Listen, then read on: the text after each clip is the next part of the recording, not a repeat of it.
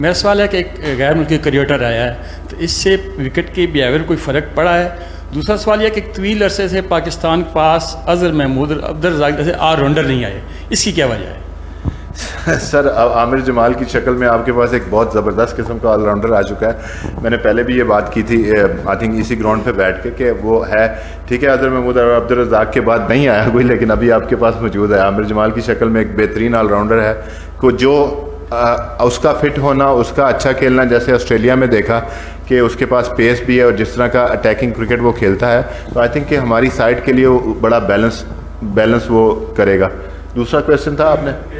जी हाँ जी, अब टोनी आए हैं, जाहिर सी बात है कि वो यहाँ पे आए हैं, उनका एक अपना एक स्टाइल है काम करने का, वो चीज़ें उनको कुछ चीज़ें हैं जो वो चाह रहे हैं कि हम उनको मैसर हों, वो इंशाल्लाह उनको आस्ता आस्ता मिलेंगी।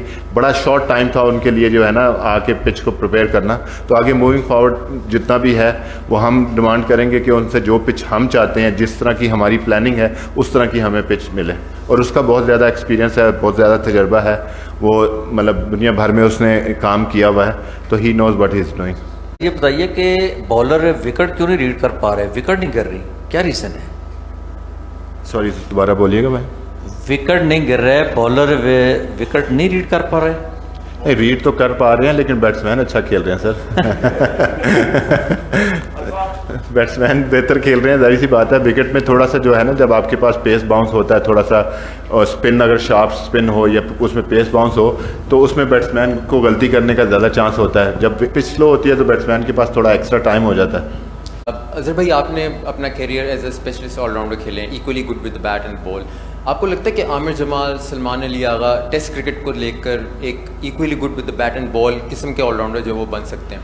देखिए, हम भी आए थे तो हमने भी कोई पहले दिन से ऑलराउंडर नहीं थे, मतलब वो टाइम लगा। और जाहिर सी बात है कि जो पोटेंशियल, जो एबिलिटी, जो स्किल इन दोनों ने शो की है, तो डेफिनेटली पाकिस्तान के पास ये बड़ा ब्राइट फ्यूचर है पाकिस्तान क्रिकेट का। तो डेफिनेटली हमें, देखें, बात वही उन्होंने की थी कि अजहर महमूद और उसके बाद जो है आपके पास ऑलराउंडर आए नहीं। ऑलराउंडर आपको बनाने पड़ते हैं, ठीक है, जैसे इंडिया ने बनाया, जैसे बेन स्टोक्स बने हैं, दुनिया के जितने भी अगर आप देखें तो उनको बनाना पड़ता है। हमारे यहाँ उनको बाकायदा चांसेस भी देने पड़ेंगे। सम टाइम होता है कि वो बैट से परफॉर्म करेंगे, सम टाइम होता है बॉल से परफॉर्म करेंगे, तो वो उसके लिए आपको पेशेंस बड़ा ज़रूरी है। ऑलराउंडर ऐसा है कि उसको बनाने के लिए आपको थोड़ा सा टाइम चाहिए होता है। हमें थोड़ा सा पेशेंस होना पड़ेगा इन लोगों के साथ। क्या हम मीर हमज़ा को मिस करें, क्योंकि उनकी जो बॉलिंग है, लास्ट टाइम भी हमको इमरजेंसी में बुलाकर स्क्वाड का हिस्सा बनाया था।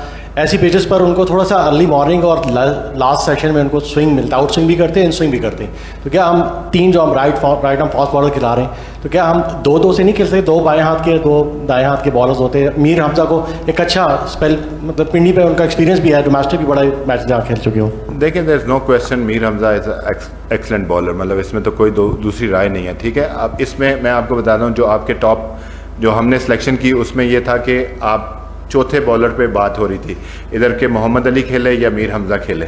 तो पिच को देखते हुए, क्योंकि हमारे पास 2 बॉलर ऐसे थे जो नए बॉल से बॉलिंग करते हैं, मीर हमज़ा को अगर हम खिलाते तो नए बॉल के साथ, जो आपने बात की कि स्विंग बॉलर हैं, सीम करते हैं, तो हम ये चाह रहे थे कि उनको, अगर वो टेस्ट मैच खेलते हैं तो उनको पूरा चांस मिले। अगर उन्होंने नया बॉल नहीं करना तो फिर हमारे पास कौन सा ऐसा बॉलर है जो हिट द टैक हार्ड करने वाला बॉलर है? वो मोहम्मद अली है। और आज आपने देखा उसने जिस तरह की बॉलिंग की है, और वो मतलब अब दोनों का एक्सपीरियंस है, फर्स्ट क्लास क्रिकेट में उन्होंने लंबी बॉलिंग की, हमज़ा ने भी की, उसने भी की। तो हमने पिच को देखते हुए और अपनी कंडीशन के, अपनी हमारी प्लानिंग क्या है, उस हिसाब से हमने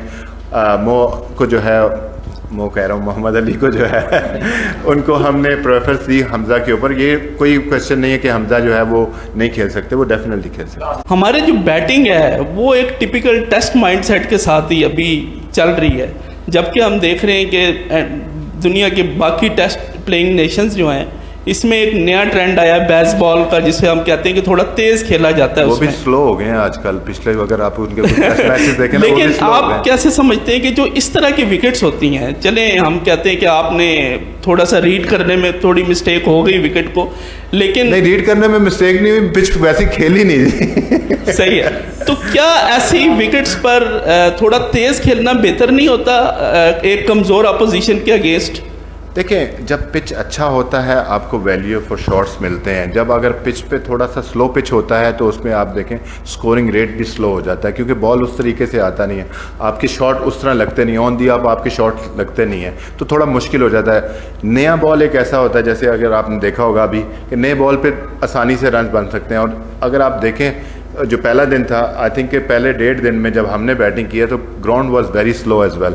अगर आप उसमें देखें तो 30 रन का तो वैसे ही डिफरेंस, आपको 30 से 35 रन का वैसे ही डिफरेंस बढ़ गया था। तो आज धूप लगी है, 1.5-2 दिन धूप लगी है, तो ग्राउंड थोड़ा दोबारा जिस तरह पिंडी का ग्राउंड होता है वो आपको नज़र आया कि बॉल ट्रैवल भी कर रहा था। तो पिच अगर जितनी बेहतर होगी उतने शॉट भी आपके उतने अच्छे लगेंगे।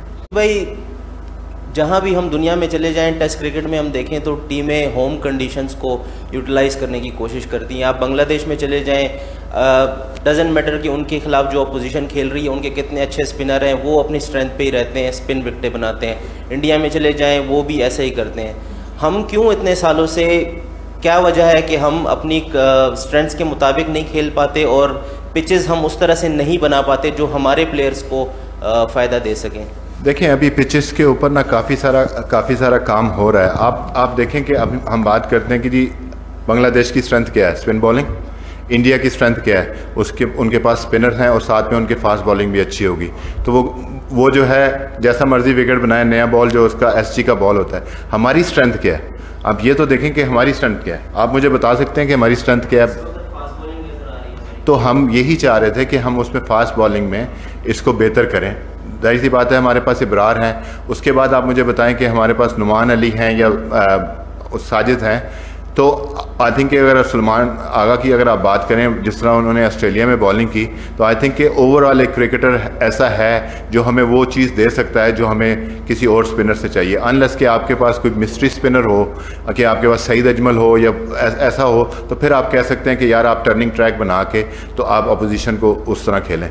तो बांग्लादेश के खिलाफ अगर जाहिर सी बात है, अगर आप बांग्लादेश की बात करें तो उसमें अगर आप देखें तो उनके बैटिंग पेस के अगेंस्ट जो है ना, उनकी एवरेज आधी है बनिस्बत स्पिन के। अगर वो 40 की एवरेज है उनके बैटर्स की, तो पेस के अगेंस्ट उनकी एवरेज जो है वो कम है।